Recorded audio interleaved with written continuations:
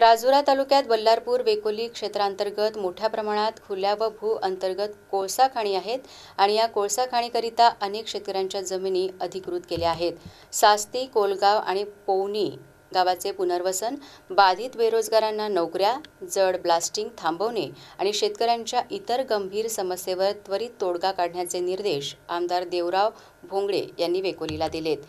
समस्या मार्गी न लागल्यास ठरल्याप्रमाणे माथरा गौरी रोडवरील वेकोलीच्या क्षेत्रात आंदोलन करण्याचा इशाराही दिला होता। त्यानुसार प्रकल्पग्रस्त शेतकऱ्यांसह आमदार देवराव भोंगळे आंदोलनस्थळी जाऊन वेकोलीची वाहतूक बंद केली। यावेळी रस्त्याच्या दुतर्फा वेकोलीची कोळसा वाहतूक करणाऱ्या वाहनांच्या रांगा लागल्या होत्या। आंदोलनस्थळी भर उन्हात आमदार आंदोलन करीत असल्याने प्रकल्पग्रस्त शेतकरी मोठ्या प्रमाणात गोळा झाले होते। 99 प्रकल्पग्रस्त शेतकऱ्यांना नोकऱ्या मिळणार असल्याचे सांगितले। सर्वांनी मान्य असल्याचे सांगत आंदोलन मागे घेतले।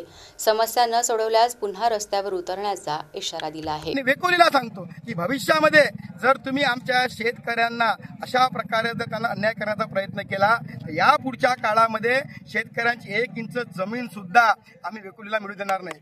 आम्ही वेकोलीच्या विरोधात नाहीये, कोळसा निघाला पाहिजे, पण जो शेतकरी आपली संपूर्ण आयुष्याची मालमत्ता शेती वेकोलीला देते पण वेकोली मात्र नोकरी देताना मात्र त्या ठिकाणी आडकाठा टाकतात आणि जे लोक नियमानुसार नोकरीसाठी पात्र आहे अशा कोणत्याही प्रकल्पग्रस्तावर आम्ही अन्याय होऊ देणार नाही।